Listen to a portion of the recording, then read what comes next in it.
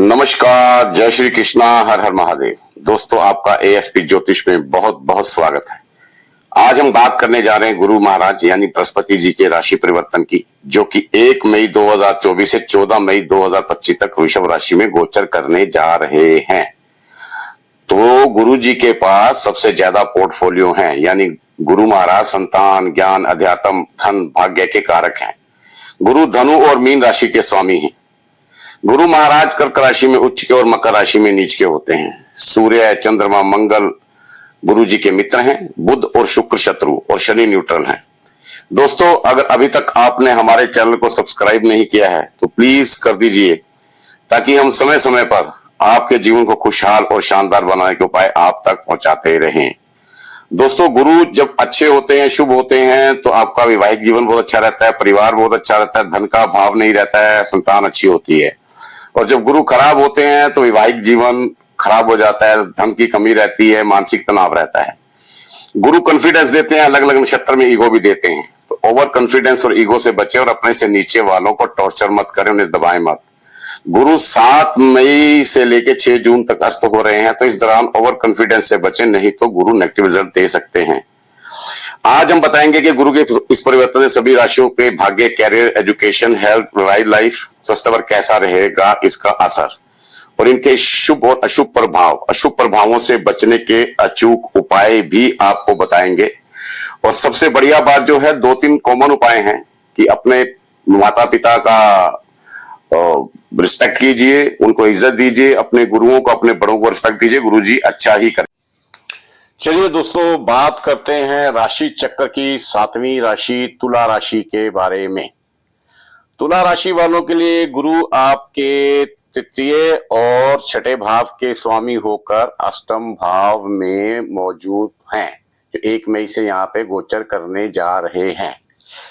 जो गुरु की दृष्टि है, ये 5वीं दृष्टि आपके द्वादश भाव पे है, जो कि खर्चा, हानि, विदेश और हॉस्पिटल का घर है। और 7वीं आपके दूसरे भाव पर है। दूसरा भाव जो आपके पैतृक संपत्ति, आपकी वाणी का है, धन का है, कुटुंब का है, फैमिली का है। और 9वीं दृष्टि आपके चौथे भाव पर पड़ रही है, जो कि ओन प्रॉपर्टी का है, माता का है, सुख सुविधा और वाहन का घर है। तो बात करते हैं सबसे पहले जो गुरु महाराज मौजूद हैं अष्टम भाव में, क्योंकि ये आपके तीसरे और छठे भाव के स्वामी हैं और यहां मौजूद हैं, तो ये एक तरह का विपरीत राजयोग बनता है। बात करते हैं गुरु महाराज की। ये जो है, ये जो अष्टम भाव है, ये ओकल्ट साइंस का है, ज्योतिष विद्या का है, गुप्त विद्याएं सीखने का है, एक्सीडेंट का भी घर है ये। तो इस घर को अच्छा नहीं माना जाता, अष्टम भाव को अच्छा नहीं माना जाता। हो सकता है इस दौरान आप में कुछ फैटी चीजें खाए, आपकी फैट बढ़े, आपको डायबिटीज की प्रॉब्लम हो सकती है, लीवर की प्रॉब्लम भी हो सकती है। तो अपना खान पान में थोड़ा ध्यान रखें, क्योंकि गुरु महाराज की जो 5वीं दृष्टि है वो भी यहाँ पे पड़ रही है, हॉस्पिटल और खर्चे के घर पे।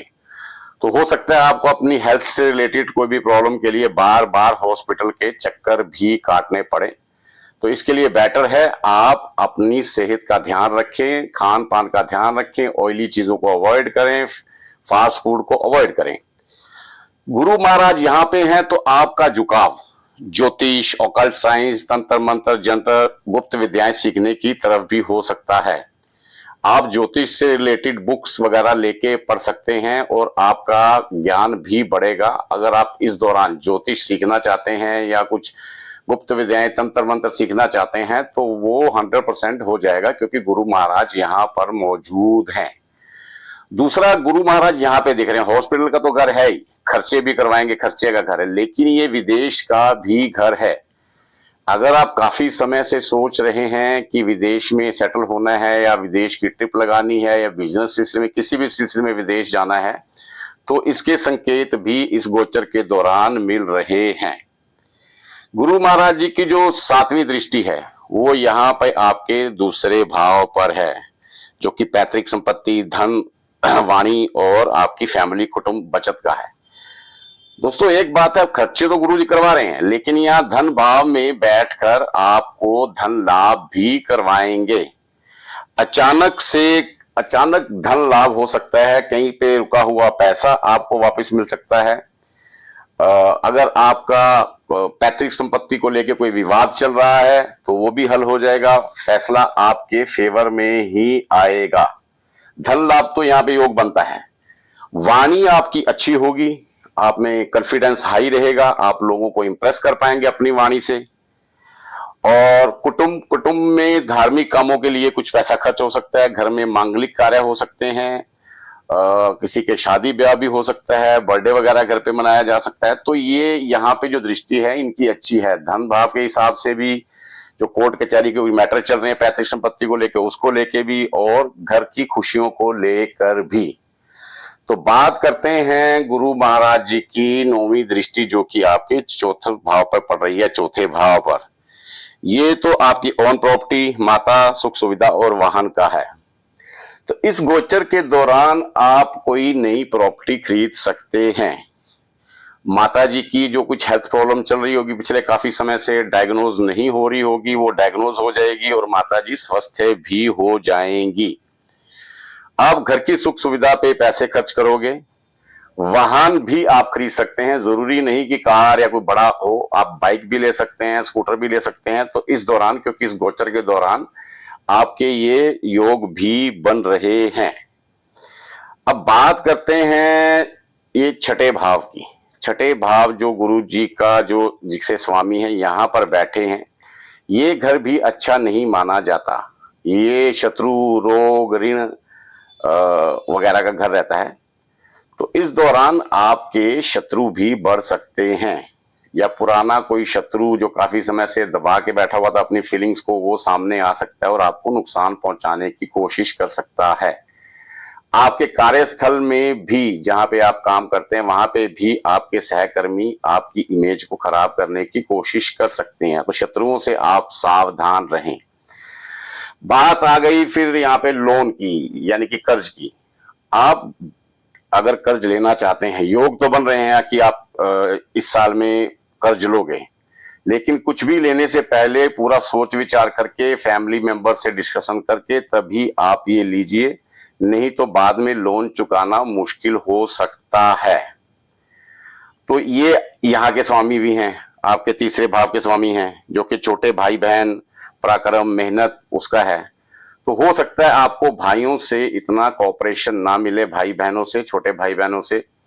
आपको उनका ध्यान रखना है। आप इस समय ज्यादा व्यस्त होने के कारण फैमिली के लिए टाइम नहीं निकाल पाएंगे, लेकिन आपको टाइम निकालना पड़ेगा, क्योंकि फैमिली के मैटर सॉर्ट आउट करने के लिए आपको ही बीच में इंटरफेयर करना पड़ेगा। यहाँ पे शनि महाराज जी की दृष्टि आपके यहाँ पे सप्तम भाव में है। तो दोस्तों थोड़ा सा मैरिड लाइफ में प्रॉब्लम आ सकती है इस दौरान। कहीं कहा सुनी हो सकती है आपके लाइफ पार्टनर से। आपके जो ससुराल वाले हैं वो आपकी मदद कर सकते हैं फाइनेंशियली इस दौरान। बाकी दोस्तों 7 मई से 6 जून तक जो बृहस्पति हैं वो अस्त होने वाले हैं। तो इस दौरान आपकी पिता का स्वास्थ्य कुछ खराब हो सकता है, उनकी हेल्थ पे पैसे खर्च हो सकते हैं और उनसे आपकी अनबन भी हो सकती है। बाकी घर में मांगलिक कार्य होंगे ही होंगे। आप जो भी इन्वेस्टमेंट करना चाहते हैं ये आप करना होगा तो आपको 9 अक्टूबर से पहले पहले कर लीजिए। 9 अक्टूबर 2024 को गुरु वक्री हो रहे हैं 4 फरवरी 2025 तक। तो इस दौरान आप नए इन्वेस्टमेंट से बचें, नई पार्टनरशिप से बचें, नहीं तो आपको नुकसान हो सकता है। चलिए, ये तो हो गया तुला राशि का गुरु के गोचर का भविष्यवाणी। अब करते हैं कि तुला वाले इस गोचर को और बेहतर कैसे बना सकते हैं, अच्छा कैसे बना सकते हैं, शानदार कैसे बना सकते हैं।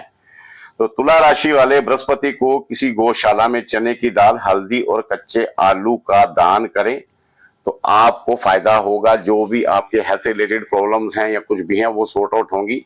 बस दोस्तों अपनी सेहत का ध्यान रखिए। आपकी सेहत के लिए ही थोड़ा सा बस गड़बड़ है ये गोचर, बाकी तो ऑल ठीक ही है, कह सकते हैं ओवरऑल ठीक है। चलिए, भगवान सब अच्छा करेंगे। हर हर महादेव।